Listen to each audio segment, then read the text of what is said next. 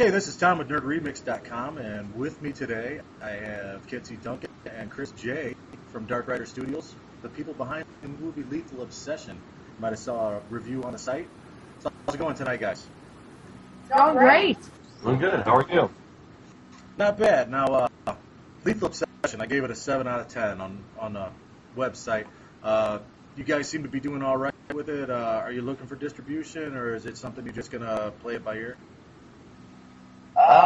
Right now we're playing it by ear. I think in the future, the near future, we may seek distribution for it. We're just not sure yet. You know, we hear a lot of horror stories about distributors, and we hear good stuff about distributors. Right now, we're just kind of sitting in the middle, and I guess basically seeing what happens. I see. Okay, Lethal Obsession.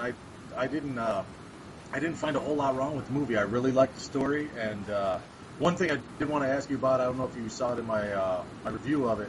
Did you guys actually build sets for that? Because it looked like you actually built sets rather than going in a room in somebody's house. Some of them were rooms and houses, and some of them were sets we built. So, Funny story, we had to rebuild the set that was my character's set towards the end of it because we had to do some, just some after shots that we needed, and we no longer rented the place where that office originally was, so we had to recreate it. yeah, they were some of the bedrooms were actual bedrooms, and then again, some of them were at a studio where we set them up. For example, Kitsie's office, Elizabeth's office in it, was actually the office of our last studio we had. So we kind of transformed it into Elizabeth's office. And the newsroom, for example, was the next office over from the real office we were using at the time. Most of them were actual bedrooms. Had lots of friends that gave us access to their homes as long as we didn't get them too bloody. There was a lot of prep work in making sure that didn't happen. For example, the whipping scene was a rather bloody scene. We used, I think, 3 or 4 jugs of blood on her. And so underneath the whole floor, which you didn't see in it, which is kind of interesting, was covered in plastic. A roll-out sheets of plastic we had all over the floor to kind of stop it from soaking into the actual carpet. The fun behind. The effects were really well done. Who did the effects on that? I didn't catch it in the credits. We actually all did. Yeah, pretty much all of us. A lot of the wounds were built by a guy named Doug Goins. He runs Hoosier Effects Lab up in Northwest Indiana. Really great guy. He sent us down a lot of the wounds and things like that. And then we applied them, and we did the painting on them, and we did the blood effects, and built all the props. It was actually a lot of fun. Yeah. It's like makeup extreme, so I had a lot of fun with it. I think that comes through in the movie. That's one thing about independent cinema is you can tell people that really have a passion for this and that are really putting their hearts into it, and the people that are just carpetbaggers and using a horror movie as a cheap way to make some money to move on to bigger, better things. I'd have to say that definitely if we were wanting to make money, I wouldn't have chose independent filmmaking. Exactly. You guys have another movie coming out too, Mother's Blood, right? Yeah, really, really excited about that one. I've kind of read a little bit of the internet buzz on it. It looks pretty good, so you're going to have to send a screener my way. Oh, absolutely, absolutely. We're in pre-production of that right now. We filmed a featurette with myself, Denise Melody, Jared Delgado, and Michael Portillo, and that is actually available online right now at mothersblood.com. And we're actually in the process of, pre-production and trying to find investors, hopefully knock on wood, and look where else we can find. Outstanding. I got to meet Chris briefly at Cinema Wasteland. I didn't get to meet you, Kitsie, but like I said, Chris handed me a DVD right away and said, hey, give us a review. So, I always got to love that because, man, I got to beg for stuff sometimes. I buy 65% of the stuff I review. Oh, wow.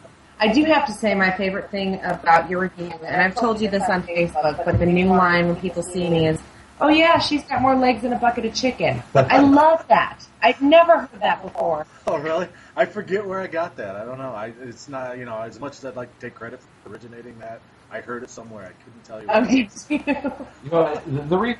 We're very liberal with getting our film to reviewers and things because you guys are what make it for us. You guys are who helped get us out there. So giving you guys the films and getting it reviewed is going to do nothing but benefit us in the long run and hopefully give you, something to review, obviously, and have content and stuff. So it really is a win-win situation. So we're all about getting our film out to reviewers as much as we can. Well, like I said, I've told a lot of people about the movie. The concept has been, done before, but not from the angle you guys did it. And one thing I really liked is, well, I can't say I really liked it, but if ever there was a movie that was screaming for gratuitous nudity, it was this one, and you didn't take the easy route and go over the top with that, which I thought was really cool. We kind of took the reality aspect of it. And if you think about it, you see these webcam girls on, they don't take their clothes off until you're paying for a private show. So, it really was the reality of it. We did our research, so. I've been wanting to see if there's actually an obsessioncams.com, but I haven't yet. Is there? I did build the site, yeah. There is, if you go to it, it's not necessarily an optional site. Obviously, you can't join it or anything like that. But it takes you right to legalobsession.com. But it is set up. It is there to kind of look at. So, I kind of did that for fun, really. Website design is what I do by trade. So I decided to create the site just so it was there. And there would be somebody who was watching the film and thought, I'm going to go check that out and see what it looks like. So, yeah, I did design it. I was Flash. It's got some video on it. It's a little bit of eye candy. It's fun. Yeah. It's shocking that the domain name was left. And by the way, if you've seen our site, you know that web design is not one of our fortes. Well, you know a guy now. I'm just saying. Oh, okay. Sweet. So, anyway, I gotta ask this. Somebody told me about this, that Kitsie, you kind of have a foot thing, like a foot fetish thing. I was told you sat on Sasquatch's feet at some ways. No,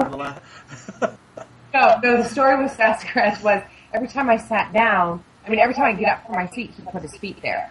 And I said, honey, I love myself a pretty set of feet, but these are just hideous. Berdinsky made me ask you about that.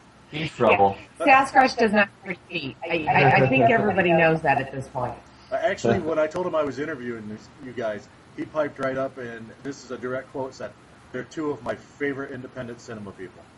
Oh, he's great. He's such a great guy. And, he's actually been a great help to us just starting off, because I know he's been doing this for a little bit. And that's one great thing I love about independent filmmakers is 95% of them are so happy to help the new guy, which you don't get that a lot. So it's kind of a family, and I'm really enjoying getting to know everybody, and it's been a lot of fun. Well, and I enjoy his attitude, and he and I share a lot of the same thoughts. Is we have our films done now, so let's do everything we can just to get them out there. Get out there to the people, get it seen. It was really neat the very first time we screened at Fright Night in Louisville. Up to that point, no one had seen the film. No one had, except for the people that were involved in the film, no one had seen it. So to actually have it screened and random people that I didn't know were walking up to me saying, hey, I really love your film. It was really cool. I enjoyed this part and that part. You got me here, you got me there. I was like, oh, people have actually seen our film for the first time.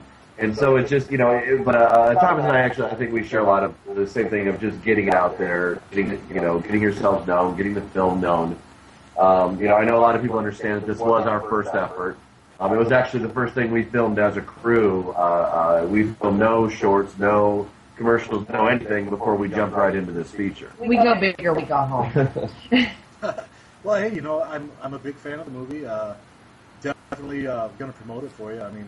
I talk to a lot of people, and I'll tell them, hey, check out Lethal Obsession. But I appreciate that. Getting back to Mother's Milk, when are you guys going to start on that? I'm anxious to see it now. Originally, it was to happen. We wanted it to be shot over this fall into the early winter. The problems we're having, though, is some of the people involved with our film are also part of Dark Carnival Film Festival. Well, Dark Carnival Film Festival, as some of you may know, is the weekend before Thanksgiving. So they ended up needing to do so much prep work to get ready for this festival that there was just not enough time to do the pre-production we needed to do and get to shooting. And the problem we have with the film is there's a lot of outdoor shots in this film. And some of the main sets we're using that we have built, we built in what amounts to an old slaughterhouse. And it has no heat inside, and the ground or the floors in it are like kind of tile almost. It's very strange. And once you watch the featurette teaser, if you will, you'll see pretty much naked men except for their underwear sitting on this floor. So in the middle of December, January, February, that's not going to go over well for these poor guys. So what we run into is the problem of it gets so cold in this warehouse. We actually rented an office in this warehouse for a while. It was a separate area of the warehouse. But where the set is built, where we have to do some of the shooting, you would probably get to the point where you would see your breath because it gets that cold.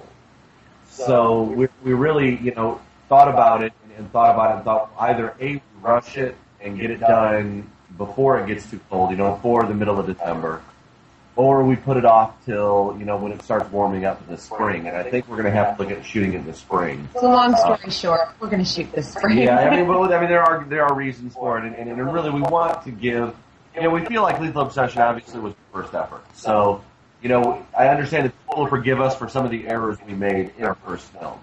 And the point we were at with Mother's Blood was really that we really want to show what we can do with Mother's Blood. We really want to stretch our wings and say, hey, look at what we can truly do now that we have some experience, now that we know a little more, now that we have some more ideas and some better understanding and use of our camera equipment and our lighting equipment and things like that. Let's really show people what we can do. And I feel like the project and the end result, or the end project and the film itself would suffer had we really rushed it into production. So I think that it was just better for the film and for the project itself to push it off a couple months. The trials and tribulation of being a Midwestern filmmaker, right? I know I'm in Ohio, so. Yeah, if we're in California, this wouldn't have been an issue at all. Well, anyway, thanks a lot, guys, for the interview. And definitely everybody listening, check out Lethal Obsession. I think you'll be pleasantly surprised. It's a slasher flick with an interesting twist. And Chris, Kitsie, thanks a lot. I appreciate it. Thank you very much.